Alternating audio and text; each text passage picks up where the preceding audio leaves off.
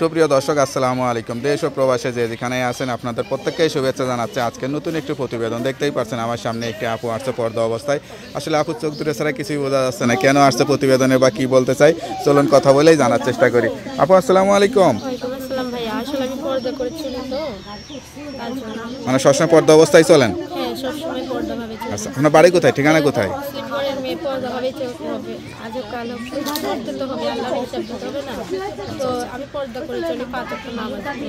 প্রতিবেদনে আসার উদ্দেশ্য আমি অনেক কষ্টে আছি, নাহলে তাও আসতাম না। যেহেতু একটা মুসলিম ঘরে নিয়ে ভিডিওর সামনে আসা ভালো না, কিন্তু এতটাই কষ্টে আছি যে ভিডিওর সামনে না এসেও পারি না।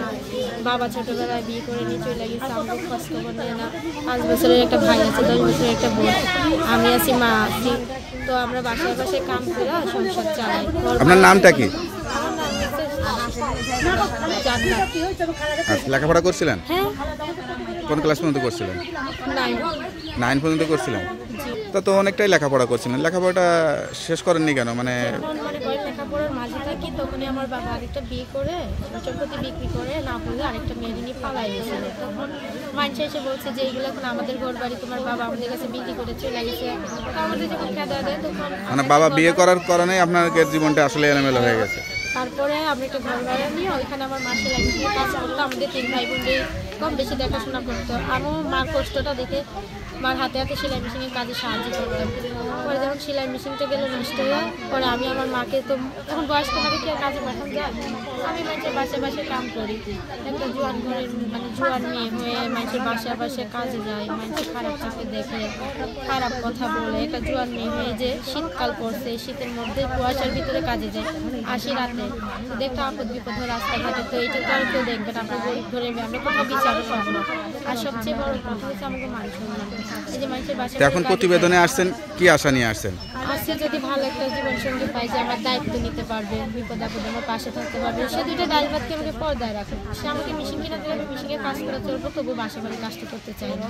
আমি চাই 5 ওয়াক্ত নামাজ পড়বো, পর্দা করে চলবো, নিজের কাজ নিজে করে খাবো। এই যে মানুষের বাসায় কাজে যে ছেলেরা আজে বাজে চোখে দেখে। সংসারের কাজকর্ম জানেন? সবই জানি, মানুষের বাসা বাড়িতে কাম করে, যেহেতু রান্না বান্না। আচ্ছা আচ্ছা, হাতটা দেখে তো মনে হয় না যে রান্না বান্না করেন, জীবনে রান্না করছেন বলেও তো মনে হয়। আসলে আল্লাহ সুন্দর বানাইছে, কিন্তু কি করবো বলেন, কাজ করতে হয়। তো আপনার সঙ্গে কিভাবে যোগাযোগ করবো? ফোনের মাধ্যমে। নাম্বারটা মুখস্থ আছে? না, বলে দিতে হবে। তাই একটু নাম্বারটা দেখে বলে দেন, যে নাম্বারে যোগাযোগ করলে আপনার সঙ্গে কত কথা বলে আসলে জীবনসঙ্গী করতে পারবে। নাম্বারটা তো আপনার কাছেই থাকে? সবসময় আমার কাছেই থাকে। তো একটু বলে দেন। তো আমি নাম্বারটা দিতেছি, যদি ভালো একটা জীবনসঙ্গী পাই, প্রতিবেদনের সিমটা বদলে আমাকে পার্সোনাল সিমের ব্যবস্থা করে দেয়, আমি শুধু একজনের সাথে কথা বলবো।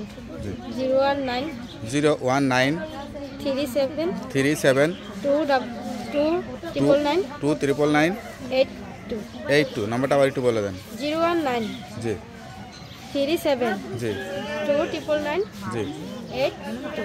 যাক, নাম্বারটা খোলা রাখবেন, আর অবশ্যই নামাজ কালাম পড়বেন, আল্লাহর কাছে চাইবেন, আল্লাহ হয়তো আপনার মনে আশাটা পূরণ করে দিতে পারে। চাই না প্রতিবেদনে আসার উদ্দেশ্য আমার 10টা ছেলের সাথে কথা বলা না। আমার উদ্দেশ্য হচ্ছে ভালো একটা জীবনসঙ্গী পাইলে, যে নিজেও 5 ওয়াক্ত নামাজ পড়ে, আমাকেও পর্দায় রাখবে, 2টা ডাল ভাত খেয়ে। আমি শুধু একজনের সাথে কথা বলবো, সেও শুধু আমার সাথে কথা বলবে।